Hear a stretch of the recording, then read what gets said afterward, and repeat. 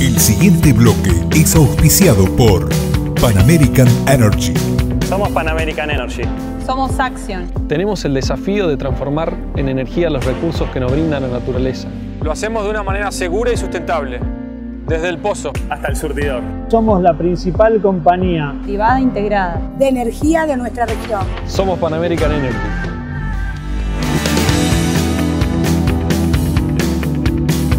Seguimos aquí en Enfocados y en este momento estamos nuevamente en contacto con Mauro Di María. Él es el director ejecutivo del programa Hacer Escuela, capacitador también aquí en Neuquén de este programa que lleva adelante Pan American Energy junto con el Ministerio de Educación de la provincia de Neuquén y la Organización de Estados Iberoamericanos. Ahora sí, Mauro, bienvenido nuevamente. ¿Cómo estás? Hola, muy bien. Nico, ¿vos? Bien, aquí llevándola en esta cuarentena, en esta pandemia. Y a ver, con algunas noticias que por un lado creo que son alentadoras porque ya se han dado a conocer algunos protocolos de cómo va a ser la vuelta a clases. Se habla del distanciamiento social en la escuela, se habla del uso obligatorio del barbijo, se habla de que no haya aglomeraciones de chicos en los recreos, pero vamos por partes. Sé que ustedes y el trabajo fuerte que hace también Pan American Energy en esto de la combinación del Ministerio de Educación de la provincia con la Organización de Estados Iberoamericanos, la capacitación justamente a docentes y directivos. ¿Qué se habla y cómo se ve en concreto esta vuelta? Digo, vuelta entre comillas, porque las clases siempre estuvieron, pero por medios digitales que tal vez son extraños, que tal vez falta conectividad, pero ¿qué es lo que se habla en concreto de esta vuelta? Y no sé si tienen alguna idea de cuándo y cómo. A ver, charlemos un poquito. Bueno, en principio coincido con vos en que estar pensando, ¿no?, en la vuelta a la presencialidad ya es positivo, ¿no? Porque todos extrañamos la escuela en su formato tradicional. Quiero decir, extrañamos el tiempo y el espacio de la escuela, el encuentro que se da en el ámbito del aula. Una de las cosas que ha puesto en evidencia esta situación de reclusión ha tenido que ver con el enorme valor de la tarea que realizan los docentes cotidianamente. Las familias, los alumnos y las alumnas extrañan su escuela, ¿no? Coincido con vos también en que la escuela no se ha ido, no se trata de una vuelta a la escuela en el sentido de que la escuela ha estado presente siempre, de diferentes maneras, con diferentes formatos, y esto creo que hay que destacarlo, Nico, también, ¿no? El enorme esfuerzo que ha hecho la escuela para seguir presente, para salvaguardar el vínculo con sus familias, con sus estudiantes y por supuesto que para garantizar continuidad pedagógica. Y cuando digo escuela, no estoy hablando de una abstracción, estoy hablando de hombres y mujeres, de personas que hacen algo todos los días, que ponen su saber, su experiencia, su voluntad para que estas cosas pasen. Así que claro, que es muy positivo, un retorno que a mi entender va a ser complejo, va a ser difícil de transitar y tal vez tengamos que hacernos preguntas parecidas a cuando se dio el tiempo de ingreso a la cuarentena, ¿no?, a la modalidad de educación a distancia. Y digo a distancia y no virtual por esto que vos comentabas, porque una de las cosas que también hemos descubierto es que en muchos lugares se pudo sostener un trabajo sincrónico, y no estoy hablando solo de la provincia de Neuquén, estoy hablando en términos generales. Se pudo hacer un trabajo sincrónico porque teníamos el beneficio de la conectividad a Internet, y en otros lugares esto fue mucho más difícil. Lo interesante de plantear es que nosotros... Espera, te interrumpo un segundo. ¿Qué pasó con esos, te pregunto si sabés al respecto, pero ¿qué pasó, cómo se planteó la educación para aquellos sectores que no tenían acceso a Internet o que no tenían acceso sincrónico, es decir, de poder estar permanentemente en clases? ¿Cómo se trabajó? ¿Trabajos prácticos? Mira, hemos visto estrategias muy diversas.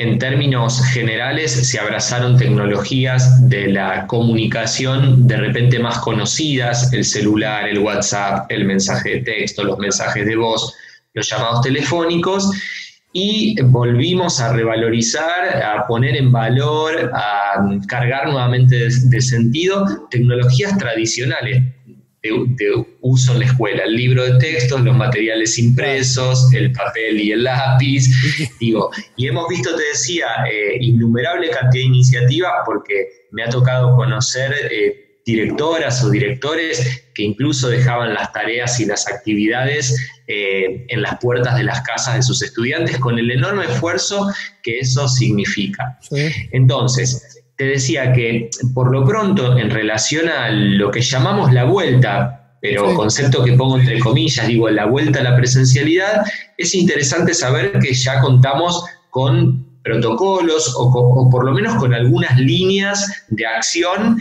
que se han comentado desde el nivel central. El propio ministro de Educación de la Nación ha dado cuenta de cómo se están pensando esas etapas, ese paso a paso.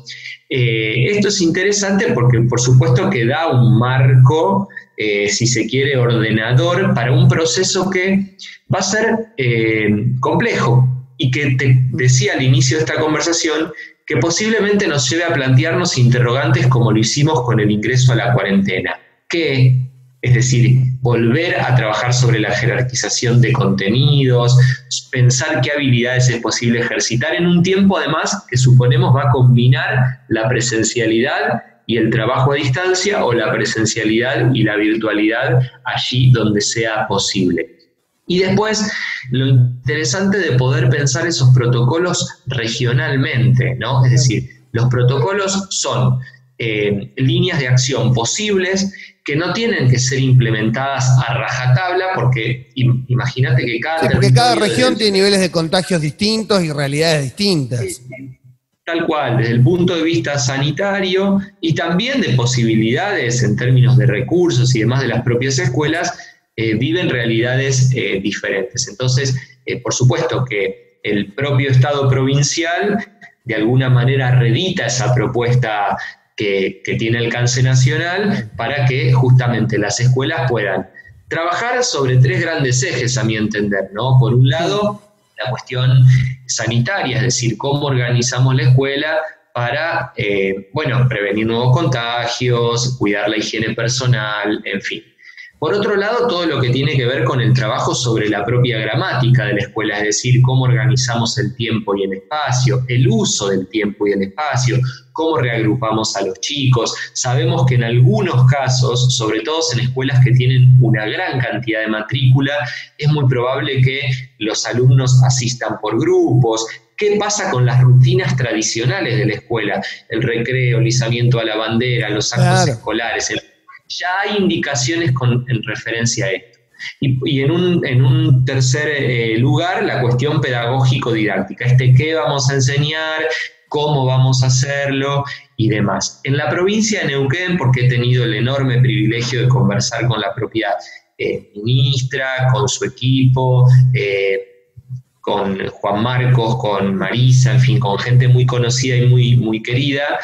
Ellos vienen pensando esto desde hace mucho tiempo, y esto es interesante de destacar porque justamente imaginarse un escenario o escenarios posibles te permite anticipar esas estrategias, ponerlas a debate, nutrirte de las voces de otros actores hacia el interior del sistema educativo. Y hemos trabajado mucho esto también con los equipos directivos de Neuquén, con los que trabajamos en el marco de Hacer Escuela, que como vos bien decías, es un programa que se articula gracias a la relación entre PAE, el Ministerio de Educación y la OEI, ¿no? Es decir, hemos trabajado sobre esto. ¿Cómo nos imaginamos ese retorno a la presencialidad?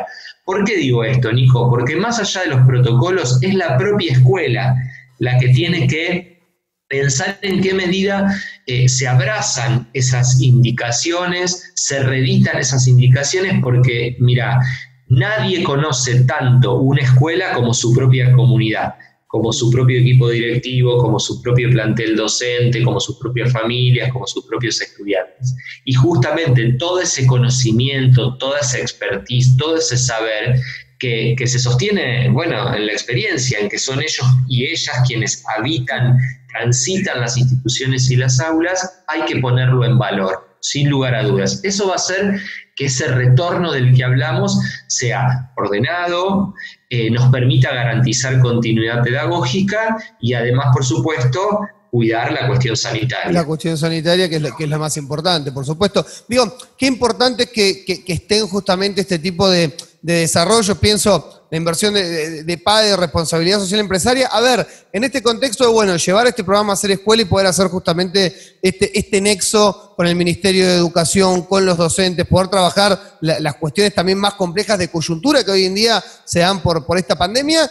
Y la última, ¿será para septiembre la vuelta a clase? Y esto te lo digo desde una corazonada, porque obviamente ni vos ni yo tenemos la bola de cristal, y en última instancia Nicolás Trota y Ginés González García van a definir cuándo sea esto. Pero, dicho todo esto, ¿crees que en septiembre se puede pensar una vuelta a clase aquí en Neuquén? A ver, vos mencionabas recién a 2 ministros nacionales y sin lugar a dudas... De Educación y de Salud, sí. De Educación y Salud son 2 ministros que en este momento tienen mucha presencia justamente porque están trabajando de manera conjunta por la cuestión vinculada a lo sanitario. Pero quiero sumar también a los ministros provinciales. Sí, esas decisiones no Cristina se toman unilateralmente. Y en relación a tu pregunta, el cuándo, es que no hay un único cuándo. Claro. Justamente no es igual la situación de Neuquén que la de Salta, que la del conurbano bonaerense. Y la verdad, Nico, que no puedo aventurarme a dar una fecha porque sería una desprolijidad de mi parte.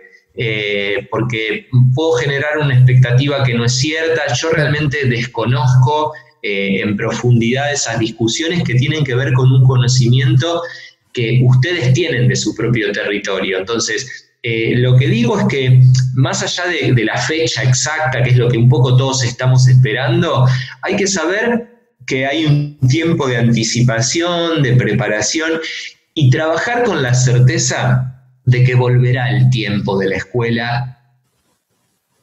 Volverá el tiempo tradicional de la escuela. Porque, repito, la escuela nunca se ha ido, la escuela ha estado presente y esto justamente es lo que tenemos que destacar con muchísima fuerza. El enorme esfuerzo que ha hecho la escuela para poder salvaguardar el vínculo con su comunidad y para poder garantizar continuidad pedagógica. Volverá el tiempo de la presencialidad, que posiblemente convivirá con el formato de educación a distancia. Y un poco, claro. Y un poco hasta que la situación se vaya normalizando. No tenemos que olvidarnos la situación de excepcionalidad. Sí, obviamente.